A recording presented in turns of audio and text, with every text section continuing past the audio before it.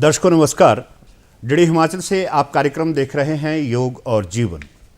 दोस्तों, आजकल की भागदौड़ की ज़िंदगी में हर व्यक्ति बहुत व्यस्त है और ये जो मनुष्य शरीर हमको मिला है ये ईश्वर की अनुपम देन है। इस शरीर को हम संभाल के रख सके, हमारा शरीर बलिष्ठ हो, हमारा तन मन देश के लिए समर्पित हो सके, इसकी कामना हर कोई मनुष्य करता है। सबसे पहले तो जितने भी दर्शक हमसे जुड़े हैं उनको आज के सद्भावना और प्रेम के दिवस क्रिसमस की शुभकामनाएं।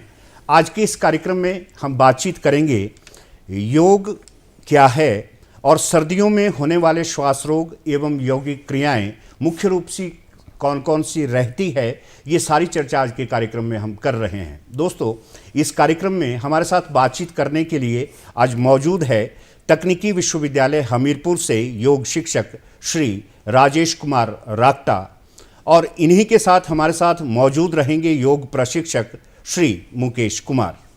आइए इस कार्यक्रम को शुरुआत करते हुए ये जानने का प्रयास करते हैं कि श्वास रोग वास्तव में होते क्या है, किन कारणों से श्वास रोग हमको ग्रसित करते हैं और योग इन श्वास रोगों को कैसे रोक सकता है। राजेश जी, कार्यक्रम में आपका अभिनंदन। श्वास रोग क्या है मुख्य रूप से, हमारे दर्शक आपसे जानना चाहते हैं। जी नमस्कार। आज का जो ये टॉपिक है ये बहुत ही एक इन्फॉर्मेटिव टॉपिक है। जैसा कि आपने कहा कि श्वास रोग क्या है। श्वास रोग बेसिकली हमारे लंग से रिलेटेड ये समस्या है। हमारे जो फेफड़े हैं उनमें अनेकों प्रकार से जो है बाधा पहुंच जाती है, जिसमें कि सर्वाइकल स्पॉन्डिलाइटिस तक का, यानी अगर देखें तो ब्रोंकाइटिस से लेकर के श्वास जो हमारी लंग्स है, लंग्स में जितनी भी नसें और नाड़ियां हैं वो बाधित हो जाती है। वो अनेकों कारण से हो सकती है। इसमें व्यक्ति श्वास लेने में बड़ी दिक्कत महसूस करता है। सर्दियों में और भी ज़्यादा ये समस्याएं बढ़ जाती हैं। तो बेसिकली लंग से रिलेटेड हमारे जो समस्याएं हैं श्वास की, इसी को जो है सांसों की समस्या का हम रूप दे देते हैं। राजेश जी, हिमाचल प्रदेश तो वैसे भी बहुत ठंडा क्षेत्र है, क्या सर्दियों में ये जो श्वास रोग है इनकी संभावनाएं अधिक बढ़ जाती है? जो श्वास रोग है बेसिकली अगर हम देखें, जो सांस हम जब लेते हैं सबसे पहला जो पिलर है श्वासों का वो है हमारी नासिका। नासिका से हम जो श्वास लेते हैं वो श्वास हमारी जाती है हमारी ट्रैकिया में, जिसको हम विंड पाइप भी कहते हैं। विंड पाइप में होते होते ये जो है एल्वोलाइज तक पहुंचती है। एल्वोलाइज में हमारे गुच्छे होते हैं, जैसे अंगूर के गुच्छे होते हैं। उन गुच्छों में जब वो श्वास पहुंच जाती है तो वहाँ पे सर्दियों में ख़ास तौर पे वो सिकुड़न होनी शुरू हो जाती है। जैसे जैसे ये सिकुड़न और बढ़ जाती है ठंड के कारण, इससे जो है व्यक्ति को श्वास लेने में बड़ी समस्या आ जाती है। तो एकदम ठीक कहा आपने, सर्दियों में जो ये श्वास संबंधित समस्याएँ हैं ये और बढ़ जाती हैं, क्योंकि गर्मियों में क्योंकि बाहर टेम्परेचर ज़्यादा रहता है तो नॉर्मल शरीर रहता है। दर्शकों, आज का ये कार्यक्रम आपके लिए बहुत लाभप्रद साबित होने वाला है, क्योंकि सर्दियां आजकल चल रही है। आज के मौसम में हमें अपने शरीर का ध्यान रखने की विशेष आवश्यकता रहती है। हमारा खान पान किस तरह का होना चाहिए? राजेश जी, क्या इन दिनों में अपने खान पान को भी कुछ कंट्रोल करना चाहिए या कौन कौन सी ऐसी चीज़ें हैं जिनको हम ले सकते हैं? भोजन से जो है हमारा पूरा का पूरा शरीर निर्मित होता है। जो अन्नमय कोश है, योग में कहा गया है, शास्त्र कहता है अगर आपका अन्नमय कोश ठीक है, अन्नमय कोश अगर आपका बाधित नहीं है तो आपका अंदर की यात्रा, आध्यात्मिक शक्ति वहीं से प्राप्त हो सकती है। अगर अन्नमय कोश ठीक है तो अन्न जैसा होगा वैसा ही हमारा मन भी होगा। तो खास तौर पे जो अगर बात करें हम श्वास संबंधित रोगों की, इसमें ऐसी चीज़ें ना खाएं जिससे और ये समस्या बढ़ जाए। जैसे कि ठंड वाली चीज़ें ऐसी ना खाएं। हम बात करते हैं दही की, तो दही गर्मियों में ठीक है, सर्दियों में उसका सेवन ना करें तो अच्छा रहेगा। अगर आपको लेनी ही है तो वो जो दही है वो जो है सुबह के समय में ले, रात को ना ले। ऐसी खान पान में ऐसी चीज़ें ऐड करें, जैसे काढ़ा है। एक काढ़ा है जो हमें हर घर में होना चाहिए, जिसमें 4-5 चीज़ें हैं। एक है शहद, शहद को मिलाना है, नींबू है उसको मिलाना है, अदरक है उसको मिला करके, बड़ी इलायची है उसको डालना, उसका काढ़ा बनाना। उस काढ़े को जब हम बनाते हैं, जब उसका सेवन करते हैं तो नेचुरली जो हमारा जो अंदर का जो सिस्टम है लंग्स का, जिसमें बलगम जमा हो जाता है, उसको वो निर्मल करने लग जाता है। वैसे एंटीऑक्सीडेंट हमारे जिंजर है जो अदरक है उसमें रहता है। जब उसका हम प्रयोग करते हैं बारंबार तो हमारी जो श्वास नली है, विंड पाइप है, वो खुलना शुरू हो जाती है। ठीक ऐसे ही शहद भी वैसे ही है। शहद से भी हमारी जो ब्लॉकेजेस हैं हमारे लंग्स के, वो खुलना शुरू हो जाते हैं। तो इनका जब हम आहार लेते हैं, सूप का आहार जब हम लेते हैं, तो इससे जो है हमारी जो समस्या है लंग्स की या फिर श्वासों की, वो धीरे धीरे रिलीज होने लग जाती है, वो ठीक होने लग जाती है। राजेश जी, आपने बिल्कुल सही कहा कि अन्न ही प्राण है, और शास्त्र ये भी कहता है कि योगः कर्म सुकौशलम। योग के द्वारा हम अपने शरीर को बलिष्ठ बना सकते हैं, इसको अच्छा रख सकते हैं और अपने काम को सुचारू रूप से चला सकते हैं। ऐसी कौन सी मुख्य रूप से यौगिक क्रियाएं हैं जो हम लोगों को करनी चाहिए आजकल के परिप्रेक्ष्य में? शास्त्र कहता है चले वाते चलम चित्तम निश्चले निश्चलम भवेत, योगी स्थाणु कुरु वप्नोति ततो वायु निरोधयेत। यानी जैसे जैसे हमारे श्वासें चलती है वैसे वैसे हमारा मन भी चलता है। तो मन को नियंत्रण करने के लिए श्वासों में नियंत्रण होना बड़ा आवश्यक है। श्वास में अगर नियंत्रण ना हो तो व्यक्ति उथली श्वासों के साथ साथ जो है उसमें क्रोध आना, चिड़चिड़ापन आना, अस्थमा हो जाना, लंग्स में दिक्कत हो जाना। आपने देखा होगा जब व्यक्ति लड़ाई करता है तो सबसे पहले उसकी श्वासें उथली हो जाती है। आप ऐसा एक भी व्यक्ति नहीं देखोगे जिसकी श्वासें शांत है और वो गुस्सा कर पाए। गुस्सा करने के लिए हमारा लंग्स का, फेफड़ों का उथला होना बड़ा आवश्यक है।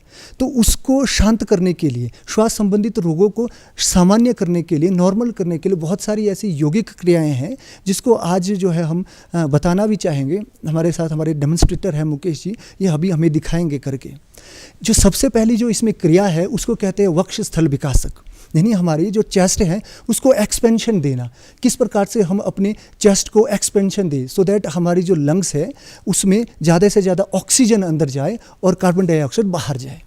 इसमें सबसे पहले हम लेग्स को बाहर की ओर लेते हैं, एक लेग को बाहर रखते हैं और घुटनों को मोड़ देते हैं धीरे से, और दोनों हाथ सामने रख लेते हैं। जैसे ही दोनों हाथ सामने रखें और धीरे धीरे श्वासों को लेते हुए बाहर की ओर तानते हैं छाती को। अब जैसे जैसे श्वास लेते हैं वैसे वैसे हाथ बाहर जाएंगे और एक्सेल करते करते वापस को सिकुड़ लेंगे।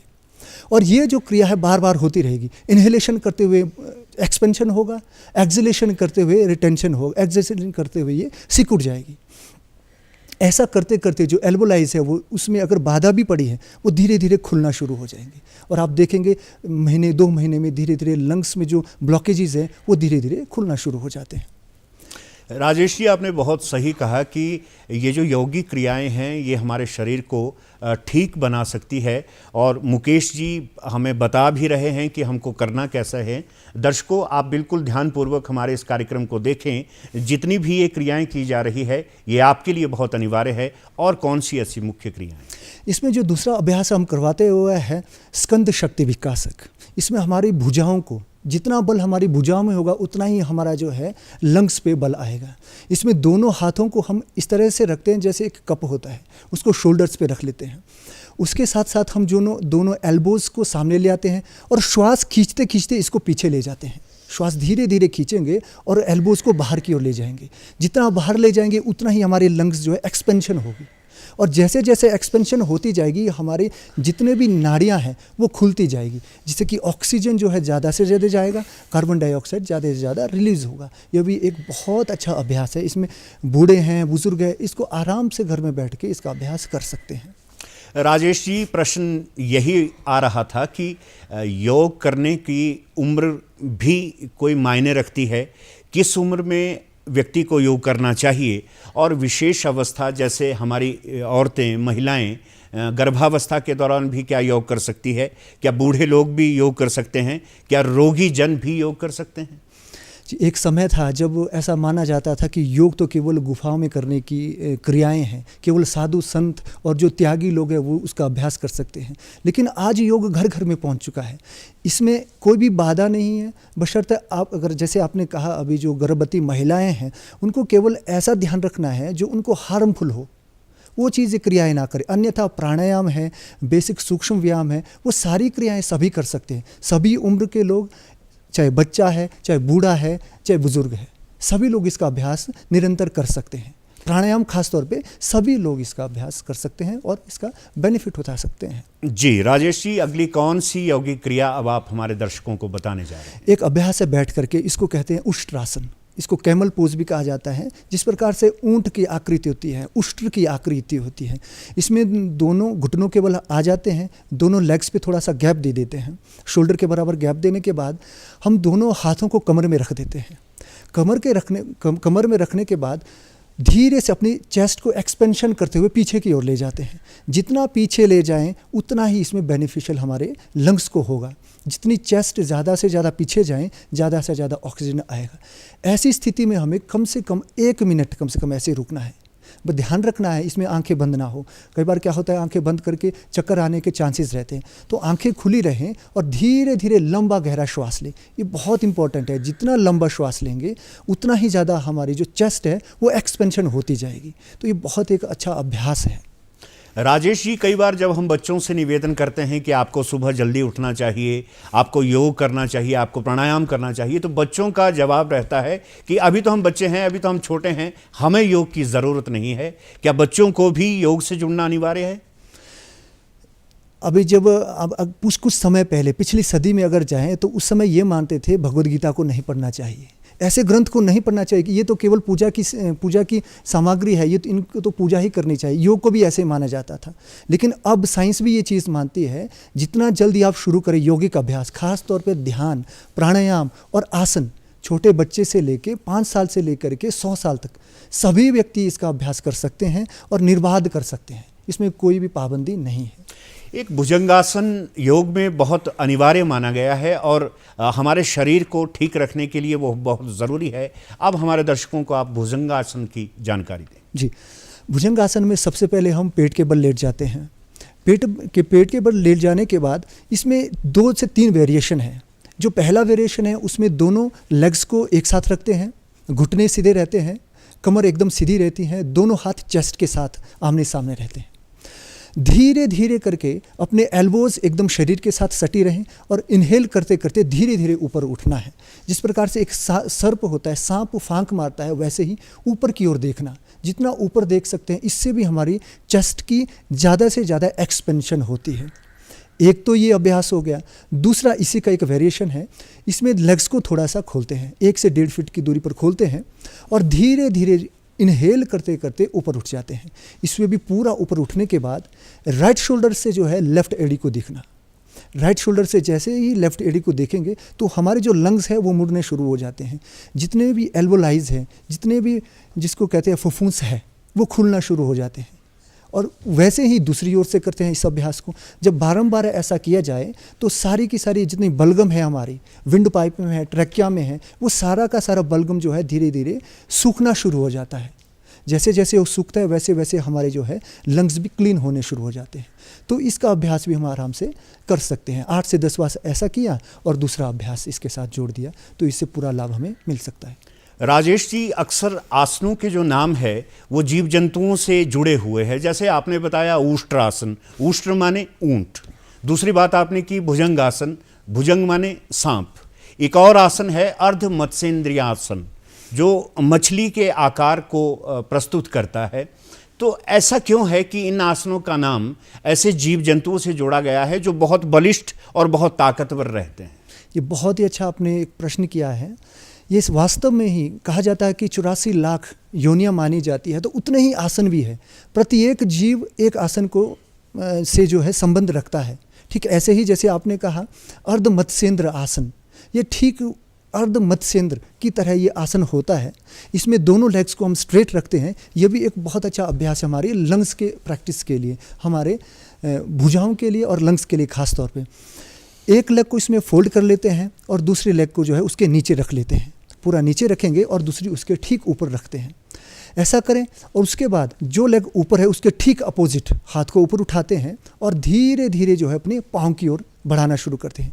अब आप देखेंगे जैसे जैसे हम आगे की ओर बढ़ाते हैं वैसे वैसे हमारे लंग्स में जो है जिस तरीके से हम निचोड़ते हैं किसी चीज़ को, वैसे ही हमारे लंग्स भी मुड़ना शुरू होते हैं और ज़्यादा से ज़्यादा उपयोग हम जो है लंग्स का कर पाते हैं।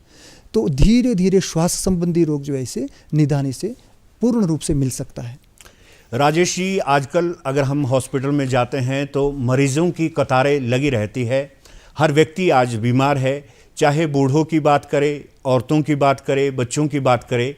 कोई ना कोई किसी न किसी बीमारी से बहुत परेशान है। आपका क्या मानना है, क्या संदेश है आपका कि योग को जीवन में धारण करके हम बीमारियों से निजात पा सकते हैं?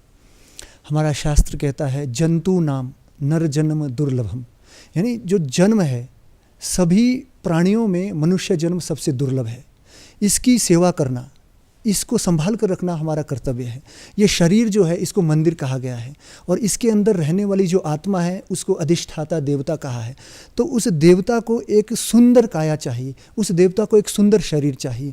उस शरीर की रक्षा ही ना हम कर पाए, अगर उसमें विफल हो जाए, हमें जो आयु मिली है वो ये नहीं मिली है कि हमें 100 साल की आयु है, 50 साल की। ये जो आयु है वो हमें मिली है कितना जल्दी हम अपने श्वासों को खर्च करते हैं। तो बेसिकली जो योग है वो हमारी श्वासों को बचाता है। इसलिए आपने देखा होगा ऋषि मुनि साधु संत वो बैठते हैं, अपने श्वासों को कंट्रोल रखते हैं। दौड़ने वाला, भागने वाले जितने भी जीव है उनकी आयु कम होती है। इसलिए प्रत्येक व्यक्ति को 24 घंटे में केवल 24 मिनट योग अभ्यास अवश्य करना चाहिए, जिससे कि मानसिक रूप से, शारीरिक रूप से सभी रोगों से वो निर्बाध हो जाए। राजेश जी, ईशावास्योपनिषद कहता है कि कुर्वन् नेह कर्माणि जीजीविषेत शतगं समाह, अर्थात मनुष्य को काम करते हुए 100 वर्ष तक जीने की कामना करनी चाहिए। अर्थात जब शरीर ठीक होगा।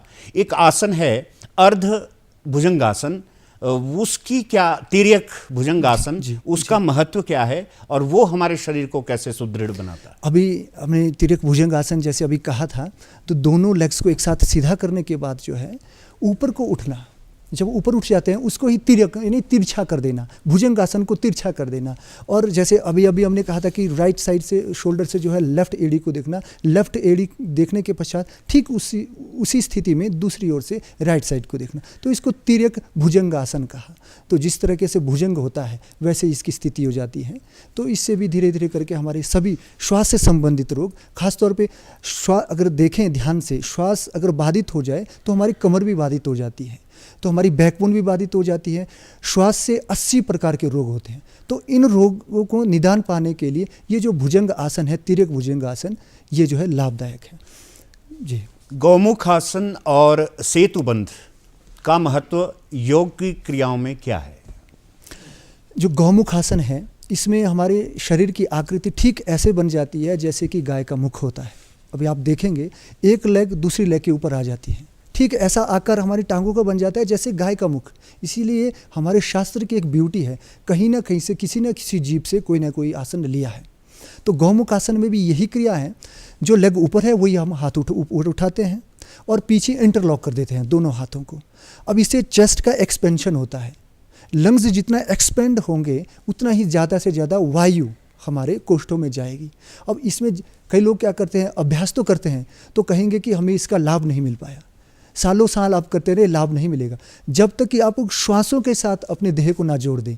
अब इसमें ज़्यादा से ज़्यादा श्वास जैसे लेंगे आपको मुश्किल होगी श्वास लेने में, लेकिन आपको करना है। जितना श्वास लेंगे उतना एक्सपेंशन होगा, फिर छोड़ते हुए सिकुड़ जाएगी। तो बारंबार ऐसे करेंगे तो इस तरह से जो है गौमुखासन में इसका लाभ जो है हमें नितांत मिलेगा। सेतुबंध, सेतुबंध आसन में ठीक पीठ के बल लेट जाते हैं, जिस तरह के सेतु होता है, एक पुलिया होती है, ठीक वैसे ही शरीर का आकार बन जाता है। उसमें पाँव एकदम से सीधे हो जाते हैं और घुटनों के बल हम जो है उसको मोड़ देते हैं और चेस्ट सीधी रहती है, हमारी गर्दन सीधी रहती है, शोल्डर सीधे रहते हैं और नीचे का जो पूरा पार्ट है शरीर का ऊपर को उठ जाता है। जैसे जैसे ऊपर उठेगा वैसे वैसे एक्सपेंड होगी हमारी चेस्ट। तो वैसे ही विंड पाइप भी इसके साथ जो है इनहेलेशन एक्सहेलेशन में अपना पूरा का पूरा जो है बल लगाएगी, तो इससे भी जो है श्वास रोग में निदान मिलता है। दर्शकों, डीडी हिमाचल से आप कार्यक्रम देख रहे हैं योग और जीवन। आज हम चर्चा कर रहे हैं सर्दियों में होने वाले श्वास रोग व योगिक क्रियाएं।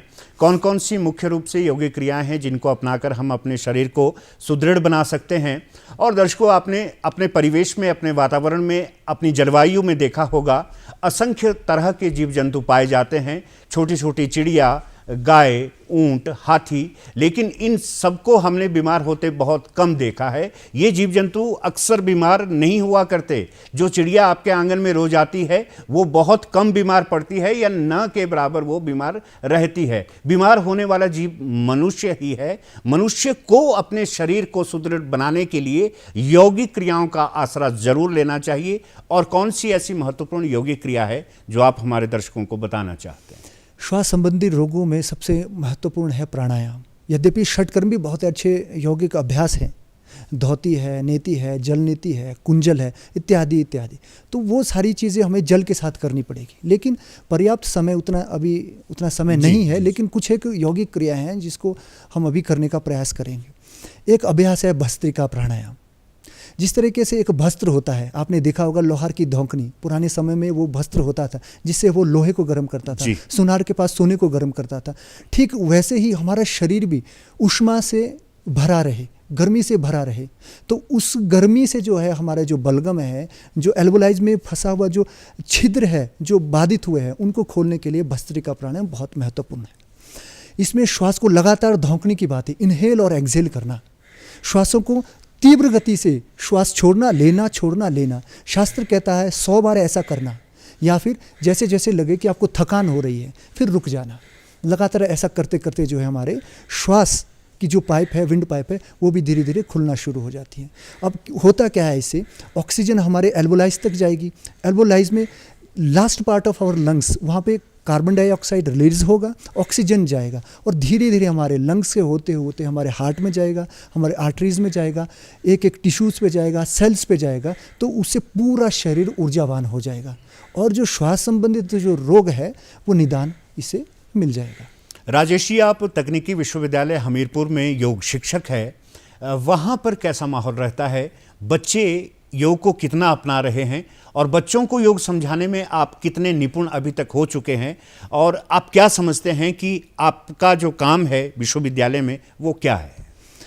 मैं अपने काम को नर सेवा नारायण सेवा इस भाव से चलता हूँ। तो जहाँ जहाँ भी मैं जाता हूँ, यद्यपि विश्वविद्यालय में तो विद्यार्थी हैं ही हैं, वो तो डेडिकेटेड हैं ही हैं, क्योंकि उनको तो आगे जाके अपना डिग्री करना है, डिप्लोमा संपूर्ण करके लोगों को सिखाना है, करवाना है और अपना करियर भी उसमें बनाना है। इसके साथ साथ जब लोगों से हम जब बात करते हैं, आज के समय में जब 21 जून को भी ये अंतर्राष्ट्रीय योग दिवस पूरा विश्व मना रहा है, इसकी एक क्रांति आ गई है।